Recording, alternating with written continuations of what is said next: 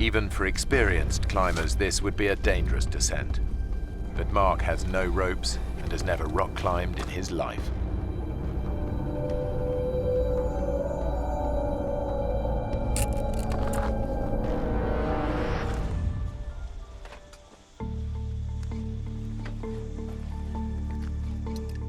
After camping out for a night close to the Grand Canyon's north rim, 5 Boy Scouts from Utah are about to make their very first descent to the bottom of the canyon. 3 of the boys are close friends. Is that bacon? Yeah. 15-year-old Mark Coons has been a scout for 4 years. Could have done with some of that this morning. I was saving it for big breakfast tomorrow. Scouting was really a big thing for me. I'm an Eagle Scout, which is the highest rank in the Boy Scouting program, and so, you know, it's meant a lot in my life. Mark is friends with Jordan Weiniger, who goes to the same high school in Bountiful, Utah. Every one of us boys, we'd grown up in the same neighborhood, gone to school together, and so we were excited to spend some time to bond and to have fun with each other.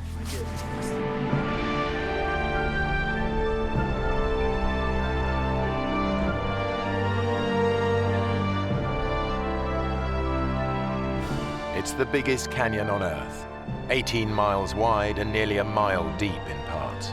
Its sheer size makes it one of the world's most extreme hiking environments. That's where we're going, all the way. Whoa. It's amazing. This place is incredible. Yep, this is it, fellas. The big chute. The chute is a rocky gully over a mile long, an extreme descent over boulders, loose rock, and gravel. Jordan immediately sees how tough this will be. It was turning into a hike that, you know, was getting a little more dangerous. 2 hours after starting down the chute, the exhausted group reaches the bottom. They've descended over 1,000 feet. Now, there's no going back.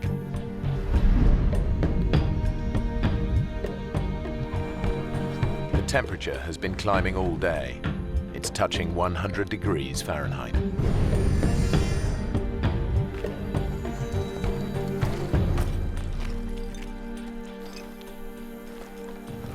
How comes it's so hot? It's gotta be a freak thing. It'll be cooler tomorrow. In fact, a freak heat wave has hit the canyon. The temperature's heading for 108 degrees, much hotter than anyone expected. Lauren had been the year before, and it was hot, but not 110 degrees hot, you know, not cook you alive hot.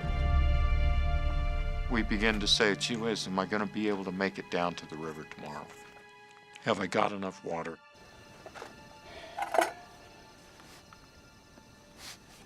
Their obsession with every drop of water is becoming overwhelming.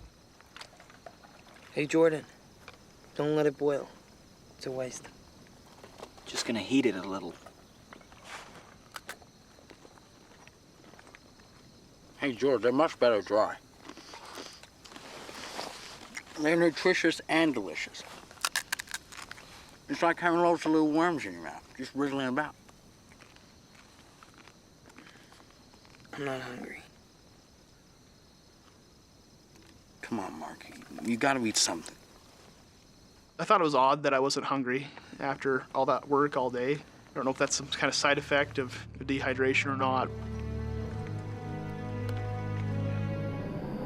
We knew that we had to get up early. We knew that we had to beat the sun, that if we didn't, we knew that we would be in trouble.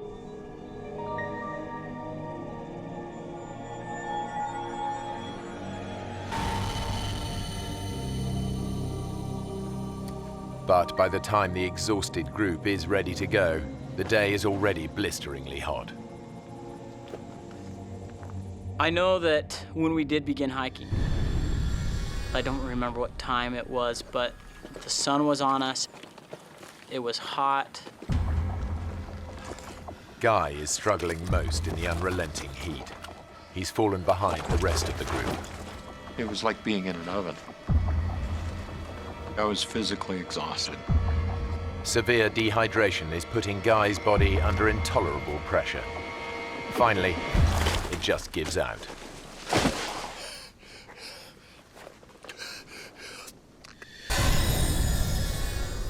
If you take a deep breath, you know, that sensation that you have where you can feel the oxygen going through your body, I couldn't do that. The best I could do is reach a shallow breath, basically. Guy! I need some help up here! Can't you get down? I can't. I gotta take a break. At that point, I began to really question whether I'd ever make it down to the river.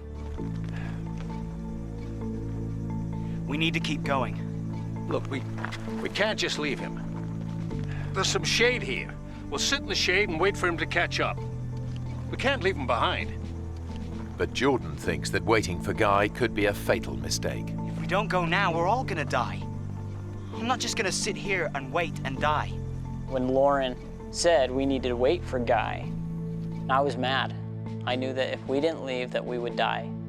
What he needs is water. Let's get down to the river and get him some. Come on. We gotta get down! Get some water! We're coming back! We're coming back with water! Lauren, look after the boys!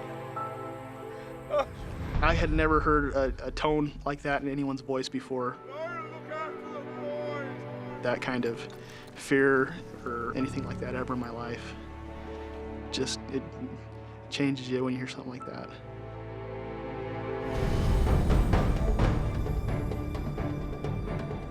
After 6 hours tough hiking, they're still a long way from the river. The temperature has climbed to a searing 112 degrees Fahrenheit. Dehydration and exhaustion are taking their toll.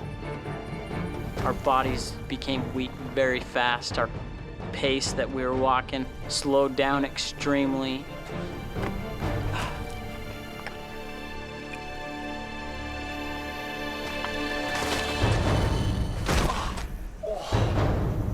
For 71-year-old Lauren Pace, enough is enough. Lauren, you okay?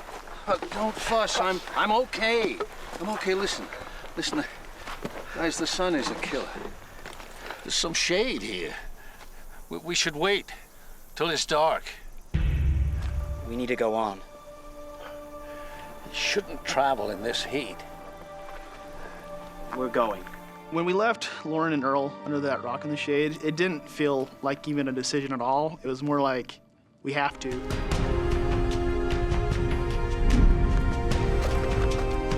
I had no idea where I was going, and I'm not a mountaineer or anything like that, but I decided we can't stay here.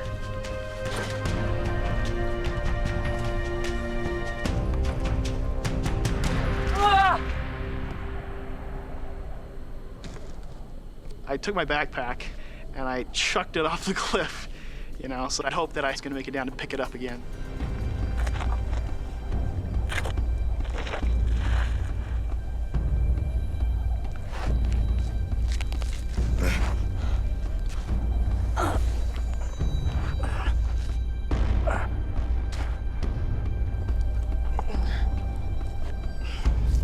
Even for experienced climbers, this would be a dangerous descent.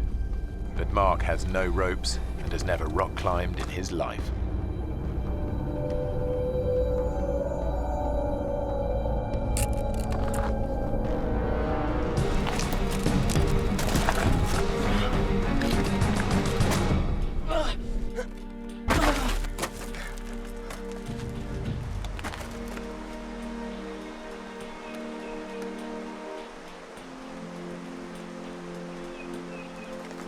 Hey!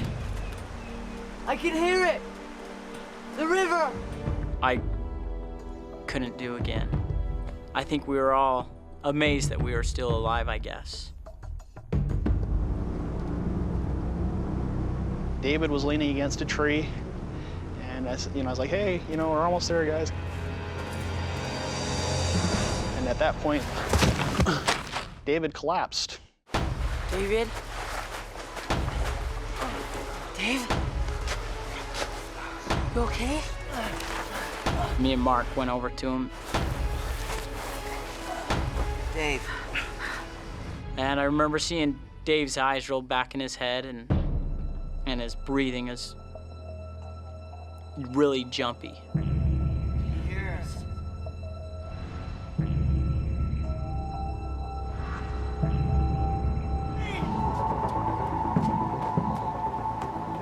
I got to the river. And I took my bottles and I was filling them up and drinking a little bit. And when I pulled up the water bottle,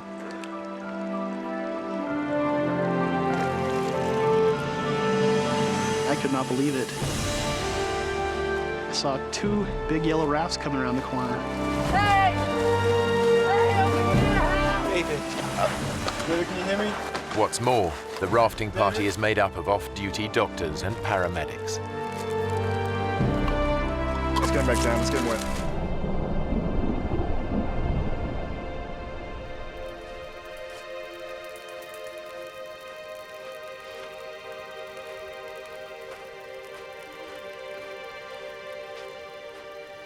Seemed forever that they were working on him, not knowing if he's gonna make it, not knowing if he'll die. He's still hypothermic.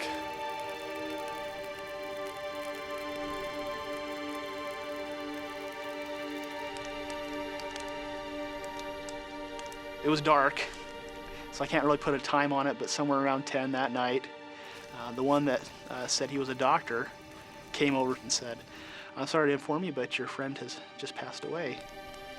Sorry.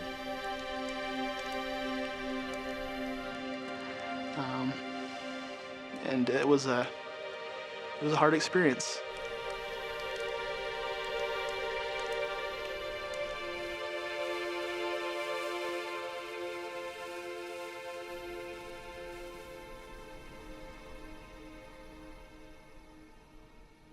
I think it really tore apart our hearts, knowing that our friend was gone.